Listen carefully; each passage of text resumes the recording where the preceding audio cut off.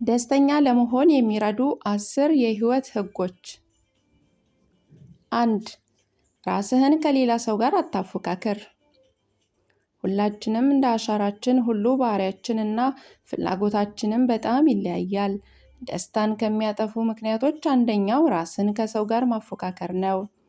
አሳ ደስታዋን እንደ ወፍ በሰማይ ልፈልግ ብትል፣ ወፍ ደግሞ እንደ አሳ በውሃ ውስጥ ልፈልግ ብትል ሁለቱም ሳይደሰቱ ይቀራሉ። ስለዚህ ደስታህን በራስህ መለኪያ ለካው። አንተ በሌሎች ስትቀና፣ ሌሎች ደግሞ በአንተ እንደሚቀኑ አትርሳ። 2. አትኩረትህን በሌለ ነገር ላይ ሳይሆን ባለ ነገር ላይ አድርገው።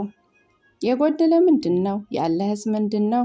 ብታመዛዝነው የቱ ይበልጣል? ብዙዎቻችን ሀሳብና አትኩሮቶቻችን በሌለን ነገር ላይ ስለሆነ ያለን ነገር ሳንጠቀምበት እንቀራለን።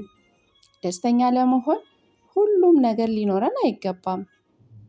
በደንብ ካስተዋልከው አሁን ያለ ነገር ደስተኛ ለመሆን በቂ ነው። ምክንያቱም አንተ ያለህን የሚመኙ ምስኪኖች ብዙ ናቸውና። 3. ራስህን ሁን።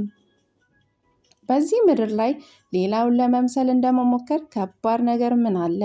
ሌላውን ለመምሰል ስትሞክር የምታጣው ከሰው ጋር ሳይሆን ከገዛ ራስህ ጋር ነው። እናም ራስህን አታስቀይመው። እውነተኛ ወዳጅህ አንተን በአንተነት ይቀበሉሃል። ከምንም በላይ ራስህን በመሆን ከራስህ ጋር ሰላም ፍጠር።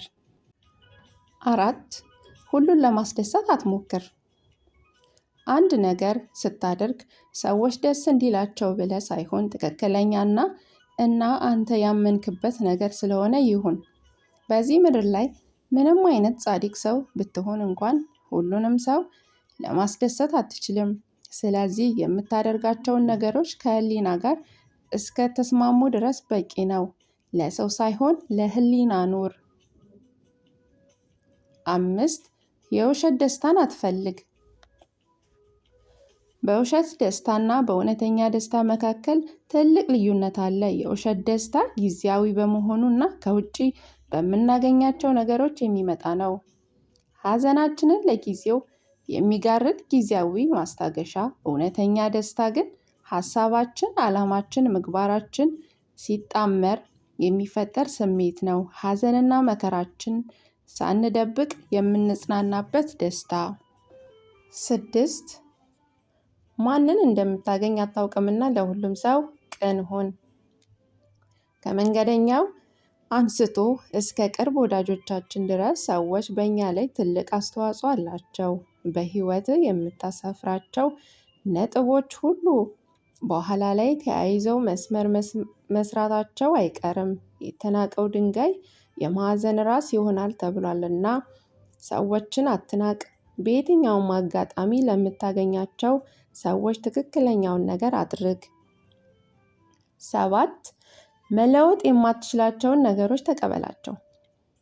ብዙ ሰዎች ጭንቀት ውስጥ የሚገቡት መለወጥ የማይችሏቸውን ነገሮች ለመለወጥ ስለሚጥሩ ነው። ምንም እንኳን በህይወታችን ውስጥ አብዛኛው ነገሮች ላይ ስልጣን ቢኖረንም መለወጥ የማንችላቸው ነገሮች አሉ። ከአቅም በላይ በሆኑ ነገሮች ራስን አታስጨንቅ። ከአቅም በላይ የሆነውን ነገር ለአምላክ ለእግዚአብሔር ስጠው። 8. የራስህ እውነተኛ ወዳጅ ሁን። ምንም እንኳን ሰዎች በአንተ ቢያምኑብህና ቢመኩብህ፣ አንተ በገዛ ራስህ ካላመንክ ህይወትህ ምንም ዋጋ የለውም። ከሰዎች ፍቅር በላይ የራስህ ፍቅር ወሳኝ ነው።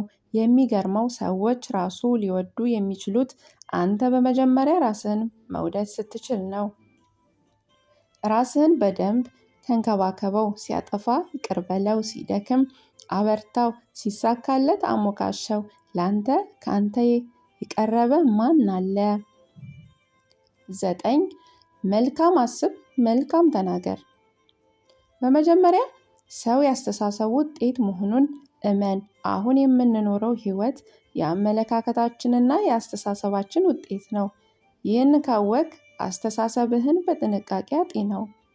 ደስተኛ ለመሆን የተመረጠ አስተሳሰብ ሊኖርህ ይገባል። 10.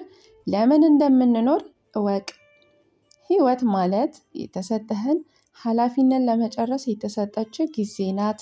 ኃላፊነትህ ምንድነው? በህይወትህ ማድረግ የምትፈልገው ነገር ምንድነው?